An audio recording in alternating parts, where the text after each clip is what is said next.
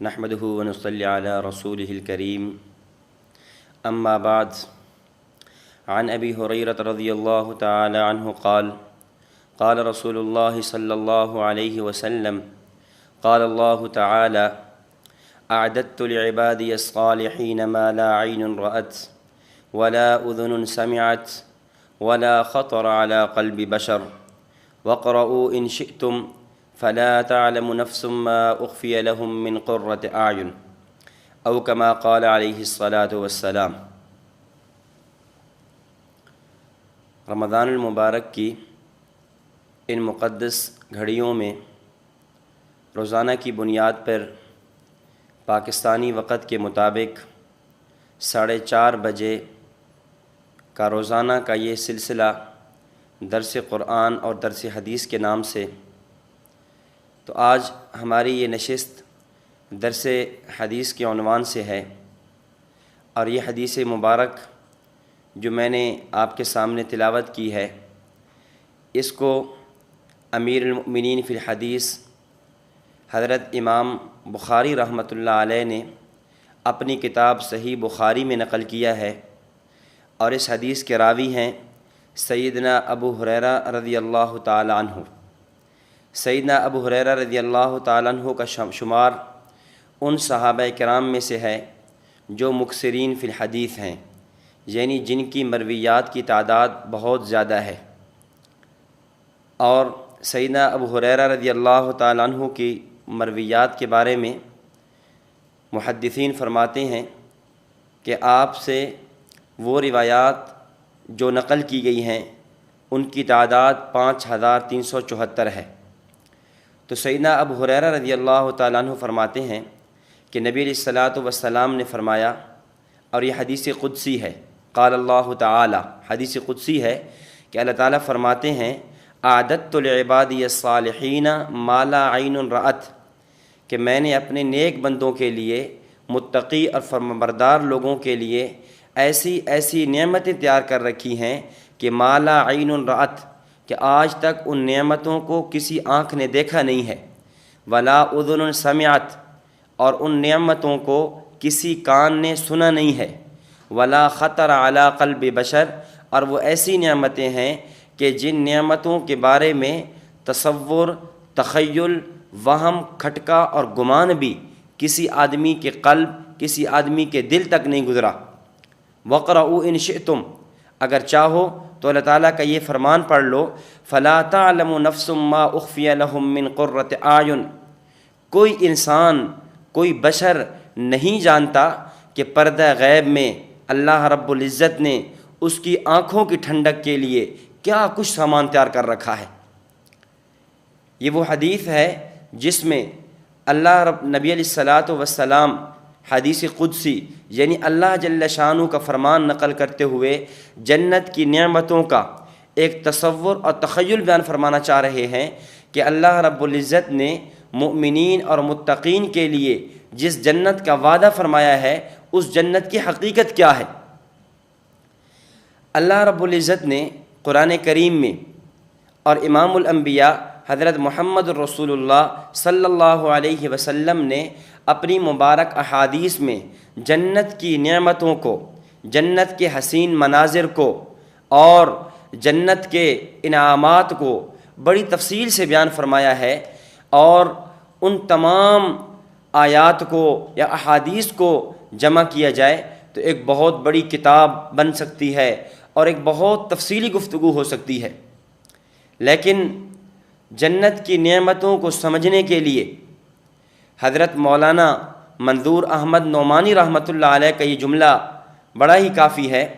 حضرت فرماتے ہیں کہ جنت کی یہ نعمتیں جن کا متقین کے ساتھ وعدہ کیا گیا ہے، ان کی حقیقت، اس کی کنہ کا ادراک کوئی انسان نہیں کر سکتا، اس لیے کہ دنیا کا یہ تجربہ ہے کہ جب کسی آدمی کے سامنے دنیا کے کسی بارونق شہر کا تذکرہ کیا جائے، کسی آدمی کے سامنے خوبصورت وادی کا، خوبصورت جگہ کا تذکرہ کیا جائے اور اس نے وہ دیکھی نہ ہو، تو اس وقت اس کا جو مائنڈ، ذہن یا تخیل اور تصور بنتا ہے وہ اس حقیقت کی آنکھوں سے دیکھنے سے بہت کم ہوتا ہے۔ یہ تو دنیا کا تذکرہ ہے، یہ تو دنیا کے انعامات، دنیا کے شہروں کی بات ہے، اور آخرت کی نعمتیں، آخرت کی جنت کیا ہے؟ یہ تو انسان کی آنکھ، انسان کے کان اور انسان کا دل اس کی حقیقت تک پہنچ ہی نہیں سکتا۔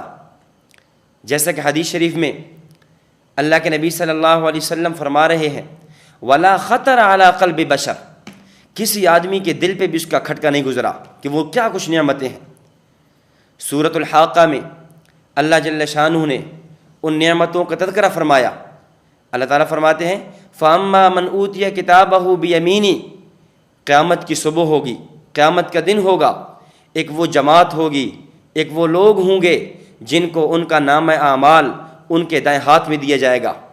جب نام اعمال دائیں ہاتھ میں ملے گا فیقول، وہ بندہ کہے گا ہا اقرؤوا کتابیہ، او میرا نام اعمال پڑھ لو، انی ظننت انی ملاق حسابیہ، میں دنیا کے اندر یہی گمان کیا کرتا تھا، میری دنیا میں میرا رہن، میرا سہن، میرا اٹھنا بیٹھنا جاگنا چلنا پھرنا، ہر عمل اس امید اور اس بنیاد پہ تھا کہ میری قیامت کے دن میرے رب سے ملاقات ہوگی۔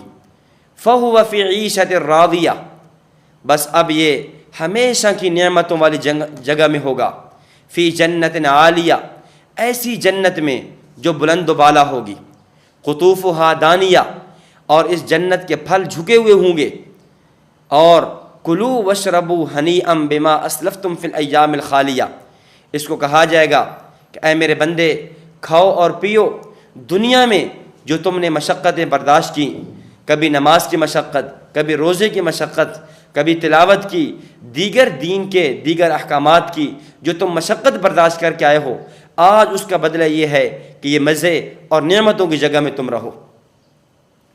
سورہ محمد میں اللہ جل شانہ نے مزید ان نعمتوں کو بیان فرمایا۔ مثل الجنت التی وعد المتقون، وہ جنت جس کا متقی اور نیک لوگوں کے ساتھ وعدہ کیا گیا ہے، وہ کیا ہے؟ فیہا انہار من ماء غیر آسن، اس کے اندر ایسے پانی کی نہریں جاری ہوں گی جو پانی گدلا نہیں ہوگا، بدبودار نہیں ہوگا، خراب نہیں ہوگا۔ فیہا انہار من خمر لذۃ للشاربین، ایسے شراب کی نہریں جو پینے والوں کی لذت کا سامان ہوگا۔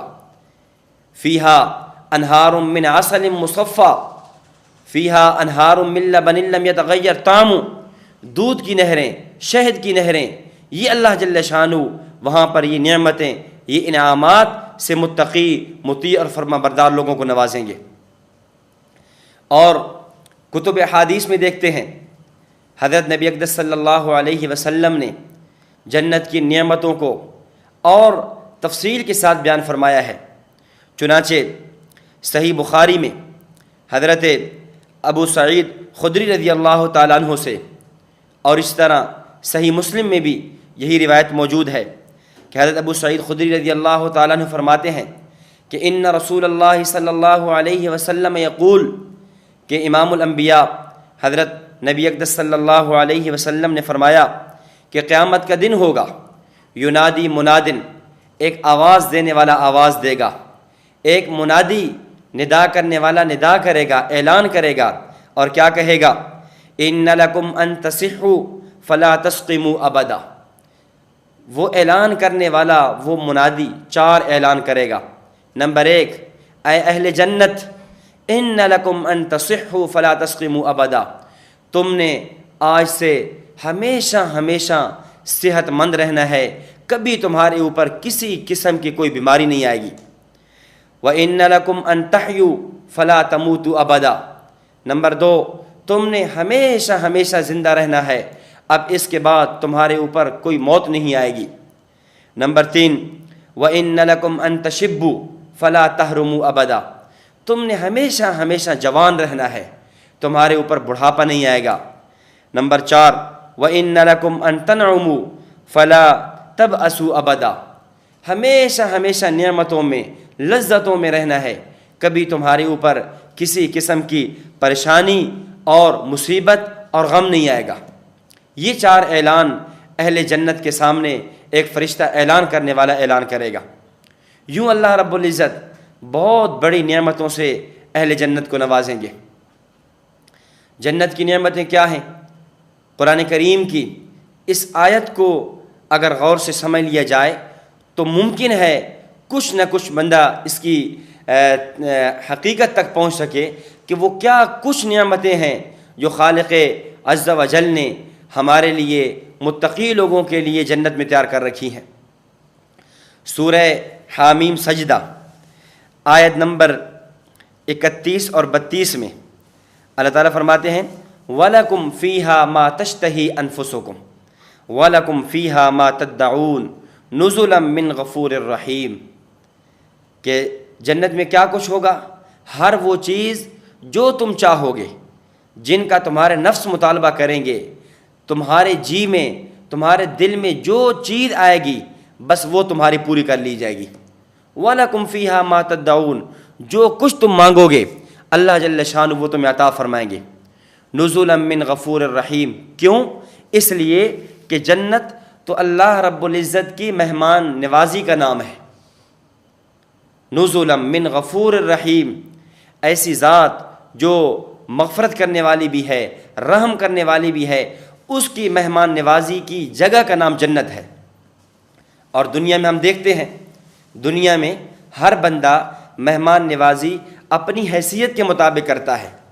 مثال کے طور پہ آپ ایک غریب آدمی کے پاس جاتے ہیں تو وہ آپ کی مہمان نوازی کے لیے کیا کرے گا؟ جو چیز اسے میسر ہوگی، چائے ہے، بوتل ہے، لسی ہے، وہ پیش کرے گا۔ اگر تھوڑی زیادہ حیثیت کا آدمی ہے، اس سے بڑھ کے ہے، آپ اس کے پاس جاتے ہیں تو وہ دسترخوان لگا لے گا، فروٹ رکھ لے گا، 2 کھانے تیار کر لے گا۔ یا اس طرح آپ کسی علاقے کے MNA MPA یا بڑے آدمی کے پاس جاتے ہیں تو ظاہر ہے اس کا دسترخوان اور سجا لیا جائے گا، اس میں وہ اپنی مہمان نوازی میں اپنی حیثیت کے مطابق اور اضافہ کر لے گا۔ اسی طرح آپ وقت کے وزیر اعظم کے پاس جاتے ہیں تو ظاہر ہے اس کا دسترخوان اور زیادہ سجا ہوا ہوگا۔ الغرض دنیا کا ضابطہ یہ ہے کہ ہر بندہ مہمان نوازی اپنی حیثیت اور وقت کے مطابق کرتا ہے۔ تو جنت نام ہے اللہ جل شانہ کی مہمان نوازی کا، جنت نام ہے اللہ رب العزت کی ضیافت کا۔ تو ظاہر ہے جو نسبت خالق اور مخلوق کے درمیان ہے، اب اس نسبت کا تو کوئی ادراک ہی نہیں کر سکتا کہ وہ نسبت کس حد تک ہے۔ جو نسبت خالق اور مخلوق کے درمیان ہے وہی نسبت خالق اور مخلوق کی مہمان نوازی کے درمیان ہوگی۔ تو اللہ جل شانہ ہمیں اپنے فضل و کرم سے ان انعامات کی اور نعمت کی جگہیں عطا فرمائے۔ حضرت حجت الاسلام والمسلمین بانی دارالعلوم دیوبند حضرت مولانا قاسم نانوتوی صاحب رحمۃ اللہ علیہ نے بڑا ہی خوب اور آسان اور عام فہم انداز میں جنت کی نعمتوں کو یوں سمجھایا ہے۔